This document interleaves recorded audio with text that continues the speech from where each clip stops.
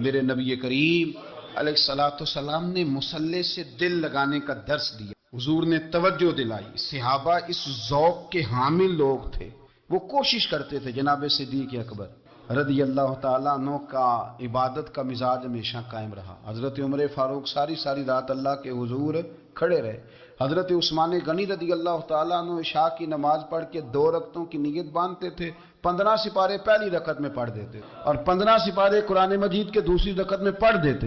آپ نے نا عمر فاروق کے وصال کے بعد ان کی ایک بیوہ سے نکاح کیا. حضرت عثمان غنی نے نکاح کیا. وہ خاتون آپ کے نکاح میں آئیں تو عرض کرنے لگی امیر المومنین میرے لیے اعزاز تو بہت ہے کہ میں امیر المومنین کی بیوہ تھی تو امیر المومنین کی منکوحہ ہو گئی ہوں، لیکن حضور نہ تو میں جوان ہوں کہ میرے اندر رغبت ہوتی اور نہ میں اب اس قابل ہوں کہ کوئی خدمت کر سکوں. میرے ساتھ نکاح کی وجہ کیا بنی؟ تو عثمان غنی رو پڑے. فرمانے لگے میں نے عمر فاروق کو مسجد میں اپنے رب سے ڈرتے ہوئے دیکھا، میں نے اسے روتے ہوئے دیکھا، عدل کرتے دیکھا، انصاف کرتے دیکھا، امت کی خیر خواہی کرتے. تمہارے ساتھ نکاح اس لیے کیا ہے کہ تم مجھے یہ بتاؤ کہ عمر فاروق گھر کے اندر اپنے رب کو کیسے راضی کر، گھر کے اندر کیسے راضی کرتے تھے. وہ طریقے بتلاؤ، تم بتاتی جانا اور میں بھی اسی طرح گھر میں عبادت کروں. میرے رسول کریم علیہ الصلوۃ والسلام نے ارشاد فرمایا. حضور فرمانے لگے جس گھر میں اللہ کا ذکر ہوتا ہے وہ گھر زندوں کا ہے، اور جس گھر میں رب کریم کا ذکر نہیں ہوتا وہ گھر زندوں کا نہیں ہے. گھر نا ہم نا کتابوں میں پڑھتے ہیں کہ ایک بزرگ کہتے ہیں، حضرت فضیل بن ایاز کہتے ہیں کہ میں ایک گلی سے گزر رہا تھا تو گھر کے اندر کسی قاری صاحب نے قرآن کی آیت پڑھ دی ولی من خاف مقام ربہ جنتان. میں تے میرے کانوں سے ٹکرائی تو اللہ نے میری کایا ہی پلٹ دی. میں توبہ کر گیا. اب گھر کے اندر سے آواز آئے تو صحیح نہ تلاوت کی، پر اندر سے آواز آتی نہیں ہے. ڈیک بجنے کی آواز آتی ہے یا ٹی وی چلنے کی آواز آتی ہے یا دھوم مچانے کی آواز آتی ہے. عبادت کا وہ جو خاص شوق تھا، وہ جو حسن تھا، وہ جو توانائی تھی، وہ جو بات، اپنا ذوق، اپنی طبیعت، ہم نے نا ذوق غلط بنا لیا. اگر 20 بندے کہہ بھی دیں گے تو نے بڑی شاندار تلاوت کیا تو کیا اس سے بنے گا؟ 100 بندہ کہہ بھی دے تیری کیا بات ہے، کیا بات ہے نعت خاں کی، کیا بات ہے علامہ صاحب کی، پیر صاحب کی، پیر مہر علی شاہ صاحب رحمت اللہ علیہ. آپ تشریف فرما تھے تو آپ کے ایک ہی بیٹے بابو جی جن کو کہا جاتا ہے، جس دن صاحبزادے پیدا ہوئے تو خادم نہ وہاں سے نکلا. ان لوگوں کے شوق اور طرح کے تھے نا تو ان کی توجہ بھی اپنے شوق کی طرف رہتی. تو خادم نکلا اندر سے، پیر صاحب مبارک ہو، پیر صاحب مبارک ہو، پیر صاحب مبارک ہو، پیر صاحب مبارک ہو. شور کر رہے تو پیر صاحب کو وجد ہو گیا. اللہ اکبر، اللہ اکبر، اللہ. وہ کیا ہوا؟ کس بات کی مبارک دے رہے ہو؟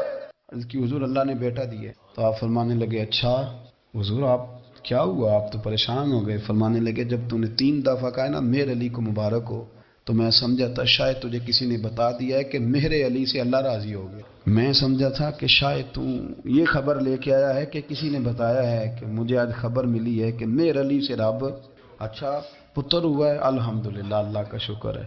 پر میرے لیے مبارک کا دن وہ ہوگا جب میرا رب کہے گا کہ میں مہر علی سے راضی ہوں. میرے محبوب کہیں گے کہ میں مہر علی سے. آپ بات کو سمجھیں. شوق ہی کسی اور طرف تھا، دل ہی کہیں اور لگا ہوا تھا، طبیعت ہی کہیں اور مائل تھی. کوئی وظیفہ پوچھتے تھے تو پڑھتے تھے وہ لوگ، کچھ اللہ اللہ انہیں بتائی جاتی تھی تو کرنے کا ذوق رکھتے تھے. حضرت ربیہ بن کعب اسلمی رضی اللہ تعالیٰ عنہ فرماتے ہیں، کہتے ہیں جب بنو قریظہ اور بنو نذیر یہودیوں کے ساتھ حضور علیہ السلام نے جنگ کا اعلان فرمایا تو وہ دشمن ہو گئے. ہمیں خطرہ تھا کہ وہ رات کو کہیں محبوب کو تکلیف نہ دیں تو کچھ لوگ نا تلواریں لے کے نبی پاک کے دروازے پہ پہرے داری کرتے تھے. گن مین رکھنا حرام نہیں، اگر کسی کو واقعی خطرہ ہو تو اس کے لیے سنت بھی ہے. حضرت علی المرتضیٰ تلوار لے کے حضور کے گھر کا پہرا دیتے تھے.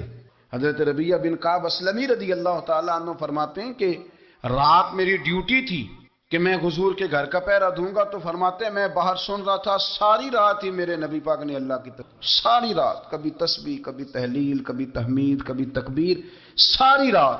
فرماتے ہیں ساری رات حضور پڑھتے رہے اور ساری رات ہی میں سنتا رہا. مجھے اونگ آ گئی، میری آنکھ لگ گئی، حضور ابھی پڑھ رہے تھے، میں تھک کے سو گیا. اور فرماتے ہیں جب میری آنکھ دوبارہ سے کھلی تو میرے کانوں میں پھر کوئی چیز گونجی تو میں نے کان لگایا تو میرے حبیب ابھی بھی اللہ کو یاد کر رہے. ساری رات حضور رب کی عبادت کرتے. اسی لیے تو کہا یا ایھا المزمل قم اللیل الا قلیلا. حبیب ساری رات تو نہ جاگا کر، تھوڑا آرام بھی کر لیا کر.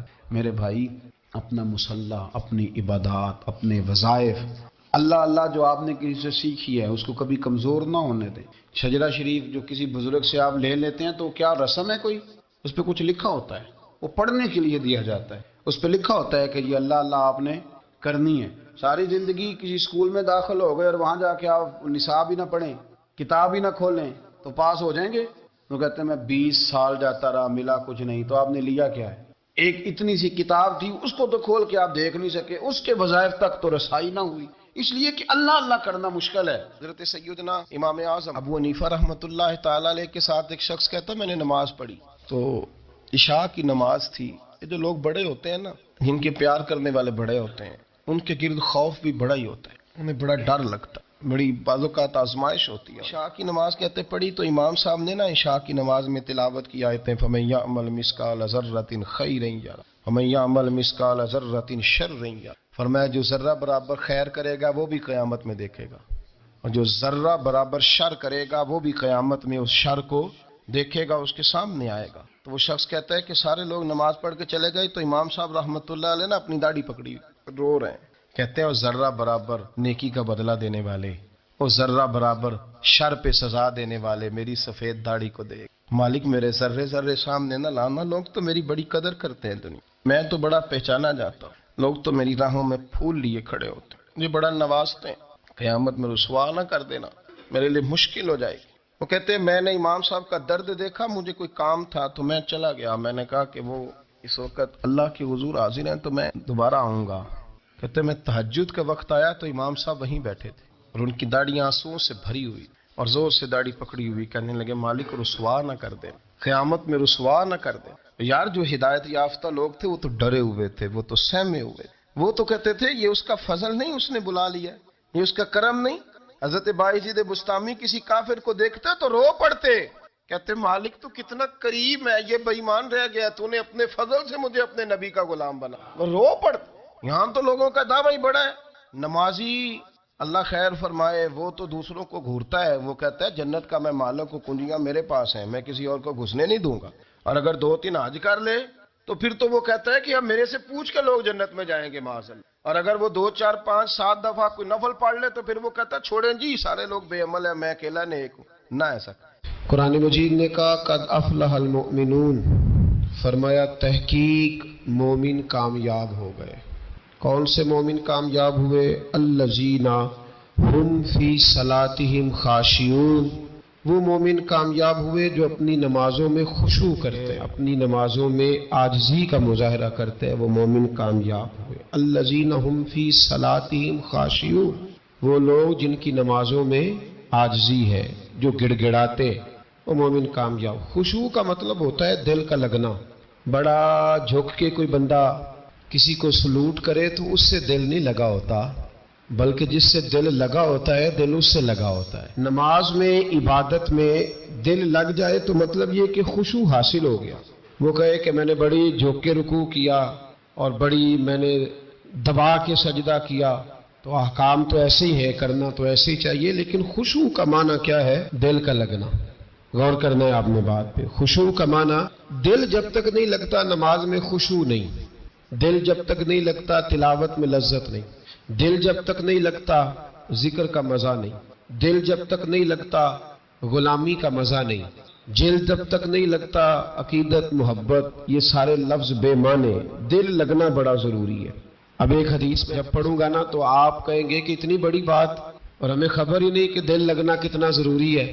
نبی پاک علیہ السلام کا فرمان صحیح مسلم میں موجود ہے. حضور نے فرمایا میں اس دل سے پناہ مانگتا ہوں جو دل تو ہو پر اس میں خشوع نہ ہو. پناہ مانگتا ہوں اس دل سے، دل ہو پر وہ لگا ہوا ہی نہ ہو، نہ نماز میں لگے، نہ عبادت میں لگے، نہ وہ اللہ کے ذکر میں لگے. میں پناہ مانگتا ہوں ایسے دل سے. وہ کوئی دل ہے؟ وہ دل ہے کوئی پتھر بن گیا جس میں خشوع ہی کوئی نہیں، جو پیسوں میں بڑا زیادہ لگتا ہے، گپوں میں بڑا زیادہ لگتا ہے، کھانے پینے میں بڑا زیادہ لگتا ہے، آوارگی میں بڑا لگتا ہے، عبادت میں نہیں لگتا، تو پھر اس کا علاج کرانا چاہیے. دل کو لگانے کی طرف توجہ کرنی چاہیے. دل جب لگ جاتا ہے نا تو پھر وہ جدھر لگ جاتا ہے پھر وہ ادھر ہی رہتا ہے، دائیں بائیں نہیں جاتا. اور جب لگتا نہیں تو پھر وہ گھومتا ہی رہتا ہے، وہ آوارہ ہی رہتا ہے، پھر اس کی کوئی حیثیت نہیں ہوتی، اس کا لگ جانا بڑا ضروری ہے. اس دل کو اللہ اور اس کے رسول کے راستے میں لگا دینا یہ بڑا اہم اور بڑا ضروری امر ہے. نہیں نہ لگے گا تو یہ خراب ہو جائے گا، بگڑ جائے گا. اس پر محنت کی ضرورت ہے. نبی پاک علیہ وآلہ وسلم سید عالم صلی اللہ علیہ وسلم کے جو غلام تھے نا، ان کا جب دل نہیں لگتا تھا تو دل کی شکایت کرتے. ایک صحابی نے عرض کی حضور میرا دل سخت ہو گیا، نرم ہی نہیں ہوتا. محبوب علیہ السلام نے فرمایا تو یتیم کے سر پہ ہاتھ پھیرا کر، اللہ تیرے دل کو نرمی عطا کر دے. تو کسی یتیم کے سر پہ تیرا دل لگ جائے گا، اس میں نرمی آئے گی. یتیم کے سر پہ تو ہاتھ رکھے گا نا، جس کا باپ فوت ہو گیا اس کے سر پہ تو ہاتھ رکھ، اللہ تیرے دل میں نرمی پیدا کرے گا. محبوب نے بیان کیا. حضرت جناب سیدنا سری سختی رحمت اللہ علیہ فرماتے میرا دل سخت ہو گیا تھا، میں بڑا پریشان رہتا تھا. حضرت معروف کرخی رحمت اللہ علیہ کی بارگاہ میں کئی دفعہ عرض کی. میں نے کہا بابا میں اس کا کیا کروں، یہ سخت ہو گیا. مہینوں ہو گئے یہ اللہ کے خوف میں نہیں رویا، سالوں بیت گئے حضور کی نعت سن کے نہیں رویا. اب تو کتنا وقت گزر گیا ہے، اسے مدینے جانے کے لیے بھی رونا نہیں آتا. حضور یہ سخت ہو گیا ہے، کوئی رحمت کی نظر ہو. خشکی سی آ گئی ہے، عجیب سی میل چڑھ گئی ہے. فرماتے کئی دفعہ میں نے خواہش کا اظہار کیا. ایک دن نا عید کا دن تھا تو حضرت معروف کرخی نے ایک چھوٹا سا بچہ انگلی کے ساتھ لگایا ہوا تھا تو حضرت آ رہے تھے. تو میں نے کہا حضور آپ کدھر سے آ رہے ہیں، یہ بچہ کون ہے؟ فرمانے لگے یتیم ہے. سارے بچے عید والے دن اخروٹ کے ساتھ کھیل رہے تھے، بیچارے کے پاس اخروٹ کوئی نہیں. تو حضور آپ کیا کریں گے؟ تو حضرت معروف کرخی کہنے لگے پیسے تو میرے پاس بھی کوئی نہیں اخروٹ خرید کے دینے کے. میں یہاں سے کھجوروں کی گٹھلیاں چنوں گا، وہ گٹھلیاں بازار میں بک جاتی ہیں. میں یہ گلیوں سے گٹھلیاں چنوں گا اور چن کے میں نے کہیں بیچوں گا، اور جب میں انہیں بیچوں گا تو پھر یتیم کے لیے 2-4 اخروٹ خریدنے کے قابل ہوں گا، پھر میں اسے اخروٹ خرید کے دوں گا. پتہ نہیں کہاں کی بات سنا رہا ہوں میں آپ کو، اور پتہ نہیں کہاں کا ذکر کر رہے ہیں بابا جی. بچہ یتیم ہے، بچے اخروٹ سے کھیل رہے تھے، اس کے پاس اخروٹ کوئی نہیں. بابا آج کا پیر تو معرفت کی بات کرتا ہے، تو یتیم کے لیے گٹھلیاں چلنے چلا ہے. آج کا پیر تو کہتا ہے میں اے سی والے کمرے میں بیٹھ کے تمہیں بڑا عرش کے اعلیٰ کی بات بتاؤں گا. یتیم کے لیے گٹھلیاں چننا، مدرسے کے طلباء کی نوکری کرنا، یتیموں کا، غریبوں کا، ان مجبوروں کا خیال کرنا، یہ تو رواج ہی نہیں ہے آج کا. بابا تو کیا کہانی سنا رہا ہے؟ تو حضرت معروف کرخی کہنے لگے گٹھلیاں چنوں گا، پھر انہیں بیچوں گا، پھر جب کچھ پیسے ملیں گے نا تو میں اسے اخروٹ خرید کے دوں گا. اور فرمانے لگے جب یہ اخروٹ سے کھیل کر ہنسے گا نا تو اللہ میرے دل کو سکون عطا فرمائے گا.